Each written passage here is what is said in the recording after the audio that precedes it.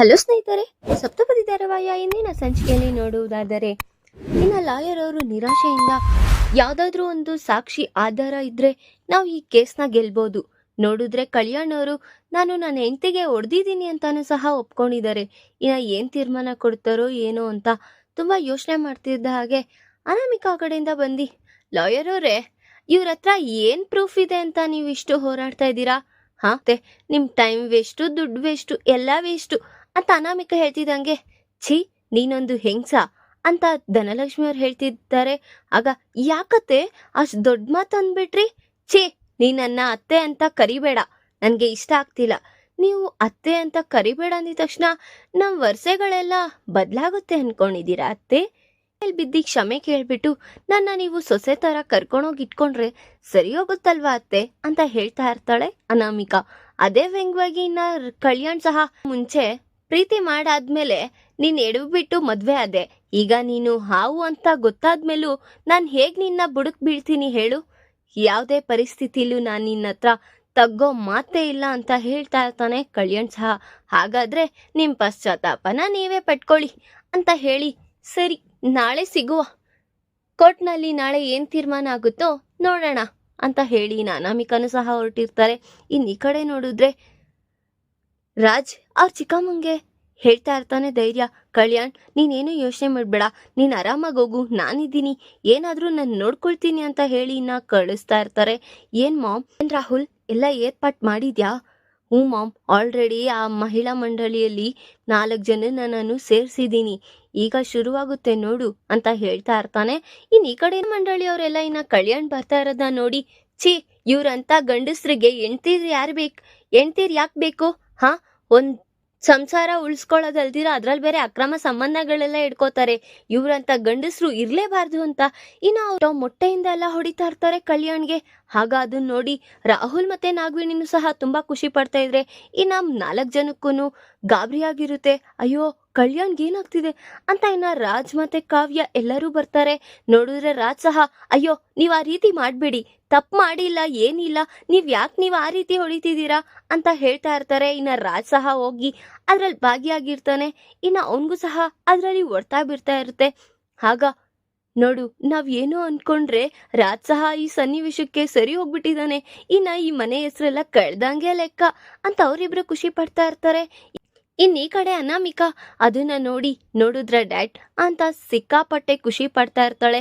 ಆಗ ಕಾವ್ಯನು ಮತ್ತೆ ರಾಜ್ ಇಬ್ರು ಹೋಗಿ ತಡಿತಾ ಇರುವವರು, ತಡಿದೀರಾ, ಇದಕ್ಕೆಲ್ಲ ನೀವು ಸಪೋರ್ಟ್ ಮಾಡ್ತಿದ್ದೀರಲ್ಲ, ನಿಮಗ್ ಫಸ್ಟ್ ಬೀಳ್ಬೇಕು, ಹೊಡೀರಿ, ಇನ್ನು ಯಾಕೀಗೆ ನಿಂತಿದ್ದೀರಾ, ಹೊಡೀರಿ ಅಂತ ಚೆನ್ನಾಗಿ ಆ ಮೊಟ್ಟೆ ಮತ್ತೆ ಟೊಮೆಟೊ ಆಗೋ ರೀತಿ ಎಲ್ಲ ಹೊಡೆದ್ಬಿಡ್ತಾರೆ. ಈ ಕಡೆ ನೋಡಿದ್ರೆ, ಏನ್ರಿ ಏನ್ ಕೆಲ್ಸ ಮಾಡ್ತಿದ್ದೀರಾ ಹಾ ಅಂತ ಹೇಳ್ತಿರ್ತಾರೆ ರಾಜ್ ಸಹ.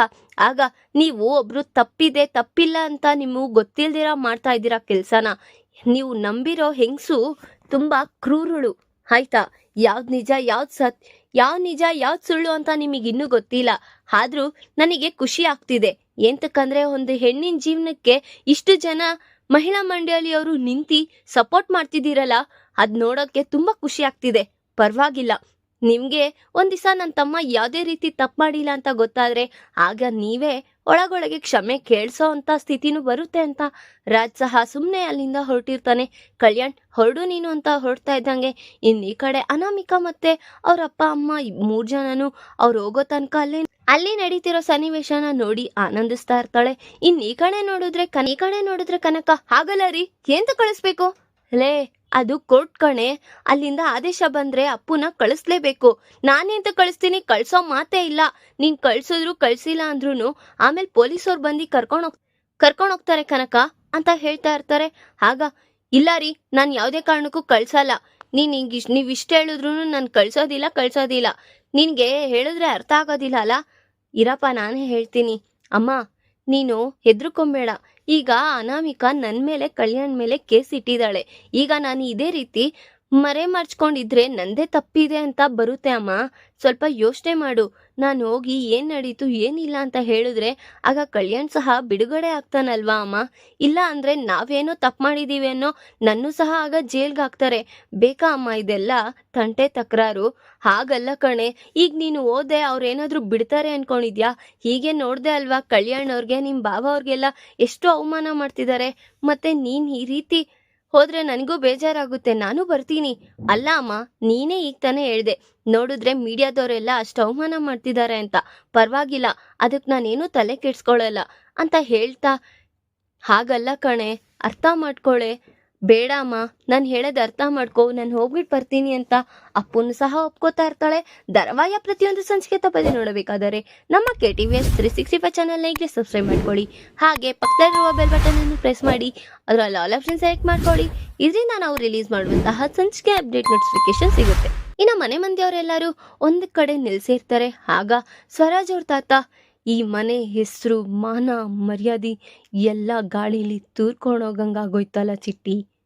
ಏನ್ ಮಾಡೋದು ಮಾವ, ಏನ್ ಮಾಡೋದು ಭಾವ, ಆ ಹುಡುಗಿ ಅಂತವಳು ಅಂತ ನಮಗೆ ಗೊತ್ತಿರ್ಲಿಲ್ವಲ್ಲ.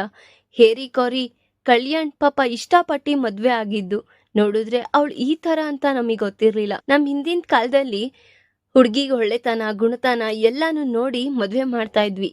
ಈಗ ಅದೆಲ್ಲ ಕಲ್ಯಾಣ್ ನಿಶಬ್ದೆಯಿಂದ ಅವ್ನು ಇಷ್ಟಪಟ್ಟಿದ್ದಾನೆ ಅಂತ ಮದ್ವೆ ಮಾಡ್ಸಿದ್ರಿ. ನೋಡಿದ್ರೆ ಹೀಗೆಲ್ಲ ಆಗೋಗಿದೆ. ಈಗ ಅದನ್ನೆಲ್ಲ ಮಾತಾಡ್ಬೇಡಿ ಅತ್ತೆ.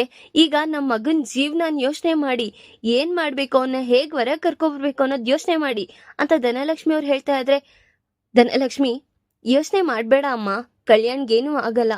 ನಿನಗೆಷ್ಟು ಬೇಜಾರಾಗಿದ್ಯೋ ನಮಗೂ ಅಷ್ಟೇ ಒಳಗಡೆ ಕೊತ ಅಂತಿದೆ ಅಂತ ಹೇಳ್ತಾ ಇರ್ತಾರೆ ಸುಭಾಷ್ ಅವ್ರು ಸಹ.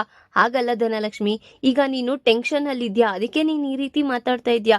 ಅಲ್ಲ, ನಿಮಗೆ ಯಾರಿಗೂ ನನ್ ಮಗನ್ಗೆ ಏನಾಗ್ತಿದೆ ಏನೂ ಇಲ್ಲ ಅನ್ನೋದೇ ಗೊತ್ತಾಗ್ತಿಲ್ಲ. ನಿಮಗೆ ಈ ಮನ್ಸು ಕುಳುಕ್ಕಂತ ಇರುತ್ತೆ. ಆಗ ಹೇ, ನೀನ್ ಒಬ್ಳಿಗೇನೇನೆ ಮಗ, ನನಗ್ ಮಗ ಅಲ್ವಾ, ನಿನಗ್ ಬೇರೆ ನೋವು ನನಗ್ ಬೇರೆ ನೋವು ಇರುತ್ತೇನೆ.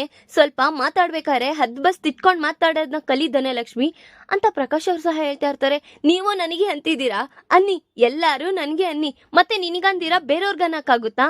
ಈಗ ಎಲ್ಲರೂ ಪ್ರಯತ್ನ ಮಾಡ್ತಿದ್ದಾರೆ ತಾನೆ ಕಲ್ಯಾಣ್ ಹೇಗಾದ್ರೂ ಬಿಡ್ಸ್ಕೊಂಡ್ ಬರ್ಬೇಕು ಅಂತ. ನಿನಗೆ ತಲೆ ಬುಡ ಇಲ್ದಿರ ಮಾತಾಡ್ತಿದ್ಯಾ. ಅಷ್ಟಕ್ಕೂ ಎಲ್ಲದಕ್ಕೂ ನೀನೇ ಕಾರಣ. ಹಾ, ನಾನೇನ್ ಮಾಡ್ದೆ? ಮತ್ತೆ ನಮ್ ಮುದ್ದಿನ ಸೊಸೆ ಅಂತ ತಲೆ ಮೇಲೆ ಇಡ್ಸಿ ಕೂಡ್ಸಿ ಇಷ್ಟೆಲ್ಲ ಗಂಡಂತರ ಮಾಡ್ಸಿದ್ಯಾ.